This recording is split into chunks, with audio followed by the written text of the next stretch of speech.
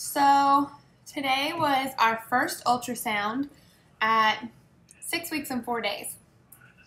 So going in, we were really super nervous. Boogie, stop.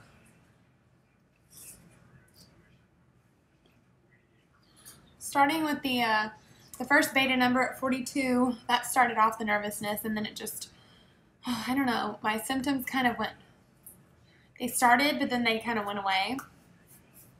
So by the time the ultrasound came around today, I was a nervous wreck.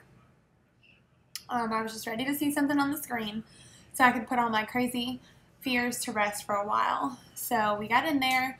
The doctor came in. He explained to us what they wanted to see at this point, and then they did the ultrasound, and everything looked really good.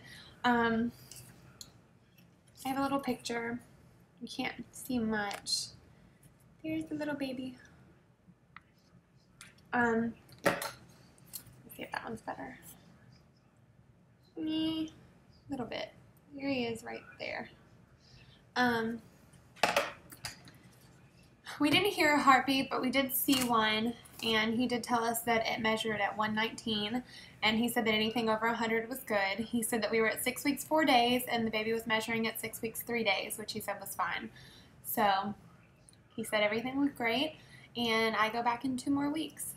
So feeling really good about today. The only thing I'm not feeling great about is when we paid for our in vitro and everything, they had us pay for ICSI just in case they needed to use it. But my husband had really good sperm motility and count and everything, so they told us, like, you know, off chance that we would need it. So they also told us if they use it that they would tell us that they had to use it. Well, they never told us. So today when we went to check out, we asked them, can you just take it off of our credit that we should have from the ICSI? And she was like, looked at me like I was crazy, and I was like, well, I'm assuming you guys didn't do the ICSI. I haven't heard anything about it, and I don't know why they would need to. So she goes and gets some papers, and she's looking at it, and she's like, oh, yeah, it says we did do ICSI. And at this point, I'm just like, my husband is mad because he's like, you know, why would they have done that if they didn't need to do it? And why wouldn't they have told us if they were doing it or if they did it? So, yeah, looks like they did ICSI, even though we didn't have any problems with his sperm. I don't understand that. The way it was explained to me was that we were paying for it just kind of as a precaution, so that if the embryologist needed to do it, he would let us know. And they would do it because we'd already approved it and paid for it. This clinic doesn't do anything that you don't pay for. I mean, they are all about getting that money, which I know fertility is something that is kind of a pay before you get it done type thing. So a lot of the clinics might be this way, but this clinic is very, very, very money driven. It gets really tiring because it's clear that that's like at the forefront of what they're worried about. Today, when I was waiting for my appointment, they called a lady up to the desk to pay a $7 balance before they took her back for her appointment. And I'm like, come on, people, $7, you couldn't have, like, let her pay it after her appointment. I mean, it gets old sometimes. And they kind of have this attitude about it, like, well, you know, hey, can you just give us $1,000 or pay this or pay that, or, oh, it's only, you know, ICSI's only $800 extra.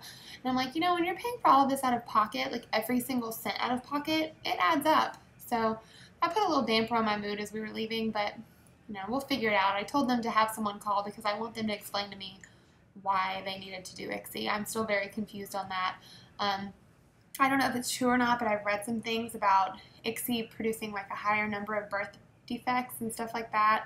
So I'm just wondering why they would have done that if it wasn't really needed, which I can't see why it was needed, because the day of the egg retrieval, they told me that my husband's sample was great. So I don't know.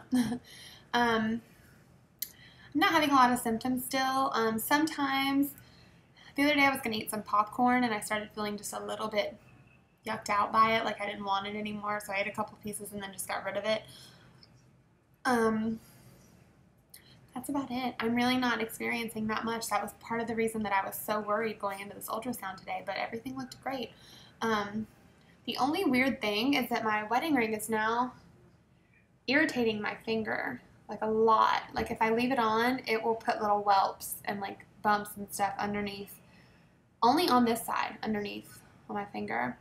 And even now, like, I haven't worn it in a couple of days, and it's just very irritated still and dry and red. So the doctor told me just don't wear it for a while. I was wondering if anybody else had experienced that. So that's about it. Not much else to report, but I'm really, really happy that everything went so good today. And we have another appointment at 8 weeks, and then I guess probably another one at 10 weeks, and then we're released to an OB. So I will catch up with you guys later.